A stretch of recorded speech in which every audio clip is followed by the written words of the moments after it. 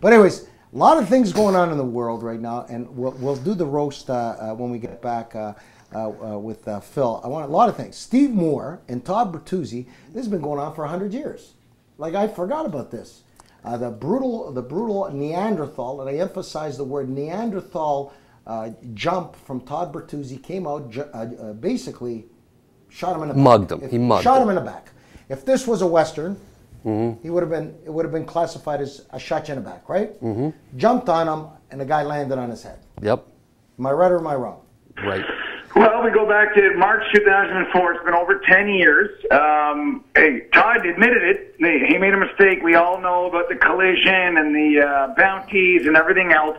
But I think we're all very happy that this thing did not go to what would have been a public circus had there been a trial in Toronto. But why? Steve, it was, and I like Todd Bertuzzi, I'm not trying to diss him, but why would it not be a criminal trial or an assault trial? Seriously. Do we want to get into that? Like, if we're in the hockey business, do we want the court settling things, or do we want to do it ourselves? If we can't take care of ourselves, then the courts do need to step in. At the end of the day, this situation through the NHL, and now what the Moores and Bertuzzis have decided, can stop things from being dragged out and go any further. And obviously, if there's not a court settlement, both sides are happy or content with what they've done. Now, we've been through this with the league and everything else. And at the end of the day, we can go back to Rocket Richard and Hal Lyko's stick-swinging incident. We can go back to the way things used to be in the 30s. It's a progression of where we were 100 years ago and where we've come in the last 10 years. That was this thing good for the game? Of course it wasn't. But did we learn from it? Did the game actually get cleaner and safer because of this situation? It actually did. I agree, but this is my question to both of you. You're both journalists. You're both great sportscasters. What is the fucking line in sports and when it becomes part of the judicial society? No, but seriously. When does sports and society join where, like, a guy on the outside who's not a brand, who's not an idol, who, you know, some people would say there's different fucking rules, and we're going to get to another big story that's going on about different rules. When does sports cross the line to actual criminal behavior? It's happened. They take out a gun and shoot like in the no. You can use your Bruce stick. Willis? You can use your stick. It's happened before. There's been charges laid by the Toronto police. I know for a fact it was the. Steve, you're gonna have to help me out with this. It happened with the Toronto Maple Leaf and another player. I think it happened Luke Richardson and Dino Ciccarelli. Yeah, and it happened Don Selesky in a Metro Cup, 1976 quarterfinals, Leafs and Flyers, April '76. Did it happen when they went out? When they went into the stands? No. That was Bruins Rangers, 79-80 Bruins and Rangers, when Mike Milbury beat a fan up with his shoe. That's another story. That is where I think Seinfeld got the idea from that thing there. So there's when the line where it goes into the crowd. The line where are you saying whatever happens on the ice stays on the ice, and the rules, it's almost like what happens in the military. They have their own rules and they have their own court martial. What happens on the ice, is it? My question is, when does it cross the line on the ice? Does somebody gotta physically, like if you utter death threats? No. It's a charge. When does sports cross the line on their field of glory? When the police decide they're going to lay charges, and it's arbitrary. I think it happened with Roy McMurtry. Again, I think that was the incident with Dino Ciccarelli. When the police decide of their own volition, they decide to take the law into their own hands, separate from the laws that rule. So you got to go to a district attorney or a crown in Canada. If they decide to lay charges, yeah. Yeah, because the crown's got to say you got enough evidence. And I mean, the evidence is there. It's video replay, right?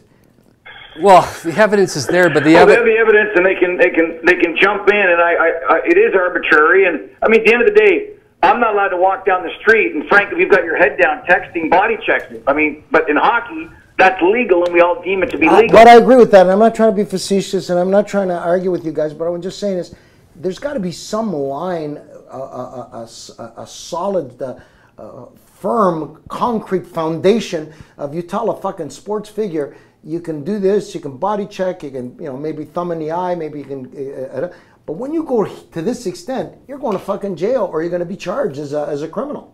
Is there not that in the NHL, the NFL, baseball, basketball?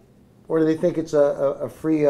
because hockey in professional sport, whether it's soccer, whether it's basketball, whether it's football or North American football, any sports, the only game in professional sports that allows fighting, and you can is hockey. Any other sports, you fight, you're fucking gone. You're done like dinner. This is more than hockey, though. Again, when you're talking about a guy hits a guy over the head with a stick or does something violent like that. That's my point. That's yeah, the point. Only when the cops decide they're going to get involved. Okay, but there is no fundamental rule in any of the professional sports where they say, listen, when you cross this line, when you go to this extent, you're going to jail. Nope. It's not. Are you sure, Steve? That's I don't think there is any rules aside from something that would involve a weapon of some sort. If that was, I mean, if there's a rule that exists out there, we don't know about it. I mean, in theory, we've had stick swinging incidents, we've had kicking incidents, we've had hitting from behind. I mean, you name it in the NHL. At the end of the day, we've had it. I've never heard anybody say, "Oh, there's one we know the courts are going to get involved." Okay, so but don't you think, Steve, in your many years of covering sports and you know everything known to mankind about sports, don't you think that there should be some sort of rules in professional sports where you can't go any further than the game? I think in theory the answer to that question is yes. But I think the leagues intentionally want to keep it vague, so if they're against somebody who's near the line or crosses the line, they can decide how to punish the person as opposed to having the courts do it, because in every situation the league would rather do it themselves than have someone else do it. Yeah, now, there are those rules if you consider steroids. That's crossing the line. That's illegal to buy, to use, etc. So if we want to use it for physical violence in our sports, there are no rules. I can throw a baseball at Perry's head. If I'm a baseball player, it's allowed. I can throw my bat at him. We've seen it before. If I'm George Bell, I can try to kick him in the head. I can run a goaltender. I can swing my stick. I can run the quarterback after the whistle's already gone, or the punter. We see all those types of things.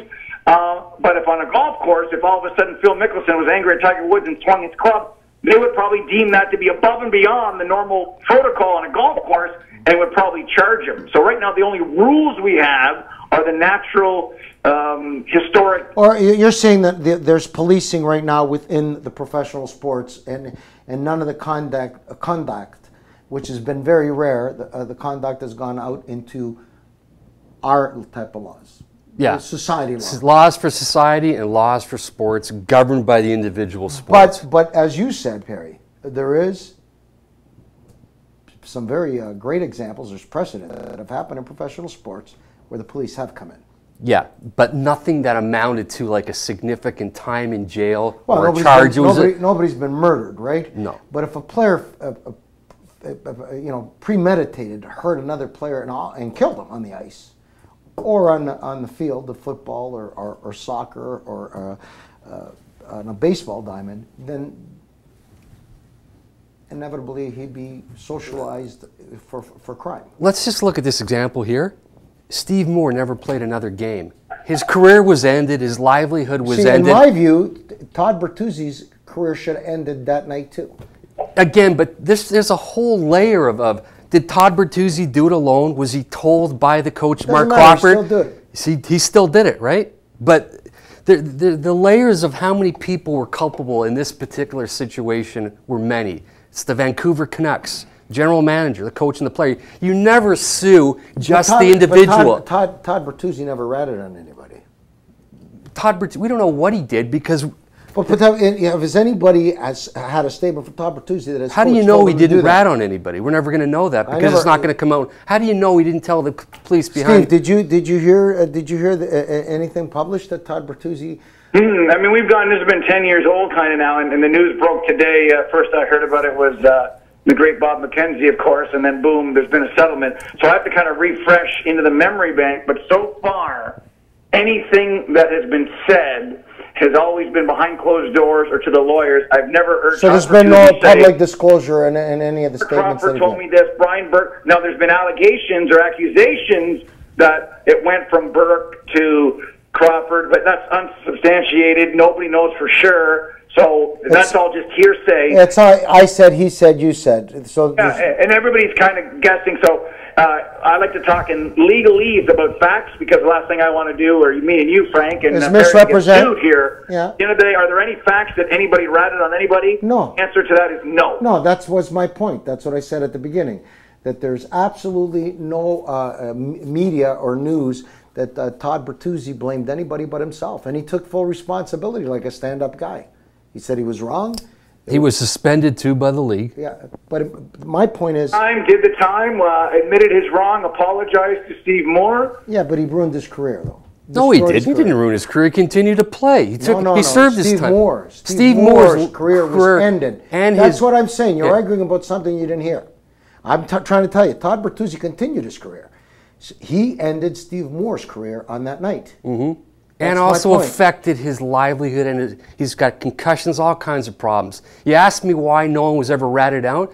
You go ahead and rat and you blame somebody else. You're opening yourself up for a lawsuit. I'm just telling you that, and I don't want to dwell on this subject, and I want to fucking move on. I'm just telling you that the NHL must handle this. I think that there should be a rule in place in the NHL. If you hurt somebody like that, like a blatant sucker, that's a sucker punch. Even though there was no punch, it was from behind. He did punch him, actually, and knocked him to the ground. So, that's a sucker punch.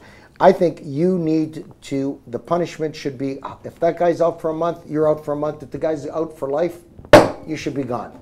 That's my thing. And you know, 10 years later, today there's a settlement. Bullshit. The guy, like you said, the guy's never going to live. He lost 10 years of his life playing in a game that he was trained for, that he set his mindset to make it a career in his life, and it was ended by a stupid testosterone Neanderthal move.